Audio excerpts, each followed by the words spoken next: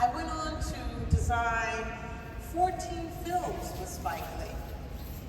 We went from Jungle Fever to Mo Better Blues to Crooklyn and Clockers. And Do the Right Thing. Do the Right Thing has been entered into the Library of Congress. When you watch Do the Right Thing, it mysteriously has a relevance to today. When we shot this film, it was 1990. We did a film about Malcolm X, and that starred, finally, my Denzel Washington. And we went to Egypt, to the pyramids. We shot in Egypt. We created the Hajj that Malcolm X went on, and it was an incredible experience for me. One morning we're at the pyramids, we're shooting a priest singing the morning prayer at sunrise. I'm looking behind me, and I guess someone told the Egyptians that Americans love bacon and eggs. And there was a whole spread with white tablecloths and men standing behind the table with beautiful Eton white jackets on. And I was so embarrassed. We shot Malcolm X in 1990, and it's still, for me, when I look at that film, I still feel my sense of passion for design. I bounce back and forth between Los Angeles and I'll do Brooklyn. I come back and do I'm Gonna Get You Sucker. I made those goldfish shoes you saw in the presentation. Then I come back and I work with the iconic Angela Bassett on What's Love Got to Do with It. And it was a difficult story to tell about Tina Turner's life. We went through lots of videos of her concerts, and my brother, who was a tester for software, gave me a software program for my computer that allowed me to screen capture. And, you know, I had that big, huge monitor and a Tektronix printer where it went 3 times in and out to print out a one-color page. But I loved it. I was able to look at all of Tina Turner's concerts. So about 2 weeks before the film was to be completed, Tina Turner shows up on set, and I don't know that she's coming. A PA, a production assistant, runs into the wardrobe truck and says, "Ruth, Tina Turner is here. She's on set. Bring all the photos you did of her life." Literally, I walked 2 feet off the ground, very nervously, over to Tina Turner, and I opened up my book, the continuity book, and I showed her these images. And she looked and she said, "Yes, but I would never wear that." So, I shrunk to about that high, and she says, "Well, I have long legs, and Angela has a long torso. I could never wear 2 pieces, and Angela could wear 2 pieces." So she explained it, thank God. The next day, she sends me a picture of the dress she wore for the What's Love Got to Do with It tour, and she asked me if I could make this dress for Angela for the next day.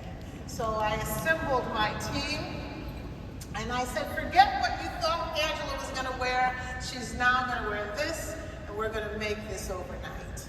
We made her a leather dress with a high slit. The next morning, I was very proud. Sleeplessly the next morning, I see Tina Turner walking across the parking lot with her wig on her wig head, and I shout out, "I have the dress!" She says, "Well, meet me at Angela's trailer." I meet her there, I open the door, and there she is, like big sister to little sister. Angela is sitting cross-legged in front of her, and she's braiding Angela's hair to pass her wig on to Angela. And at that moment, no camera phones, I was shooting Polaroids, but it's a beautiful memory that I have of the making.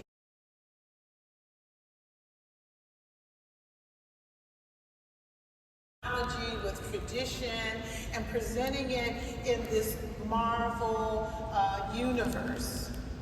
When we first started to put together the ideas for the Black Panther, we went to the comics, obviously, at first. How many of you have heard of Wakanda?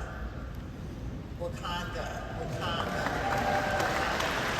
Yes, okay. So you know it doesn't exist, right? You can't go there, there's no plane, there's no ticket.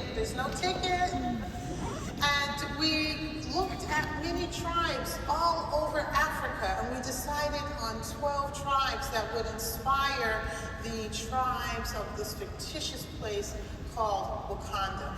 Back when Jack Kirby created this story, they felt that in the 60s there needed to be a superhero, so they created the Black Panther. But you know, it was for the comics. So all the information that you had were in these little boxes. But what you could see was that Wakanda was a melting pot of tribes. So we created these designs, these images that we were inspired by. This is the border tribe that's inspired by the Basotho people of South Africa. But we needed to upgrade their look and create something that felt a little bit more contemporary, because we didn't want to show them as if they hadn't advanced, of course. We did this with many of the tribes. This is the merchant tribe, and we also upgraded their look and brought in fashion to their look. This is how it played out at the Warrior Falls, where it was time to actually implement the design, to take all of the elements that you learned about beauty and these tribes and implement it into the story. We had the miners, the mining tribe, where you see Princess Shuri, who's standing there in her very uncomfortable corset. And we examined the color palettes, because this is something that was inspired by the comics. Color palettes were very important. This is how the miners ended up at the Warrior Falls, and you see there their tribal elder is a woman. She has the Himba hairstyle.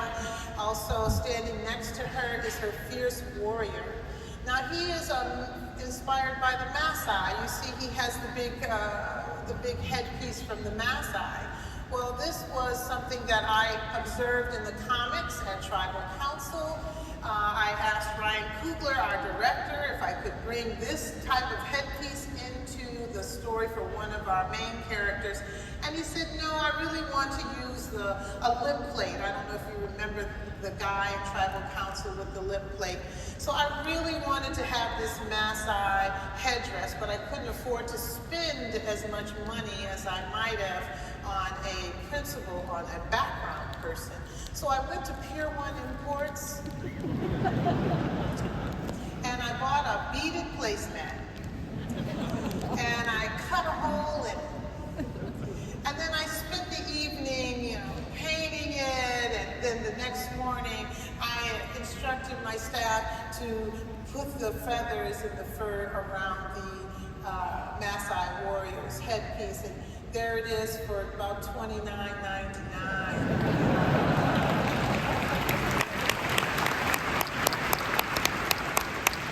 There's a lot. Design group designs the Panther suit.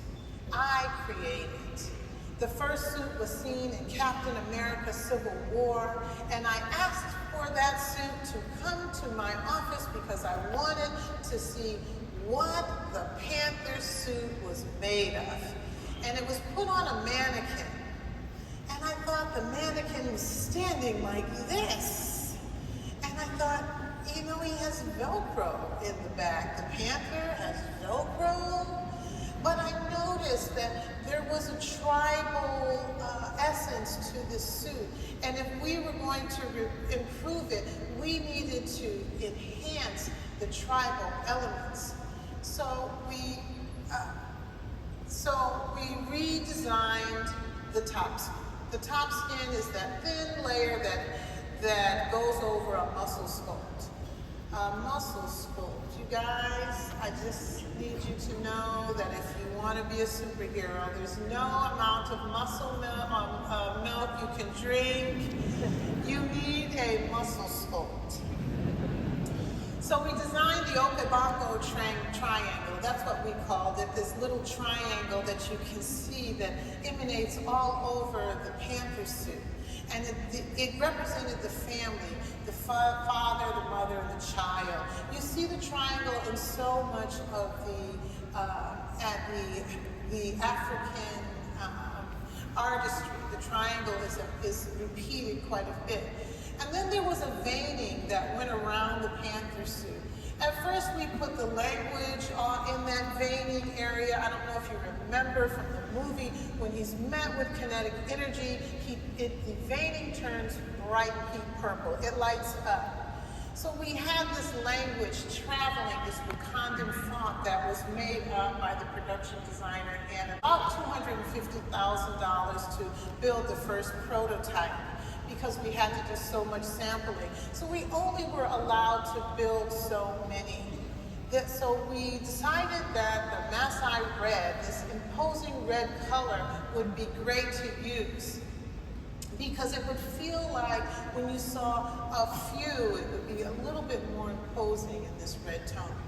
The other inspiration was taken from the Himba women who use every bit of the calf as food, as sustenance, but also as they drape their bodies, they stretch the calf skins, and we decided to do the same thing.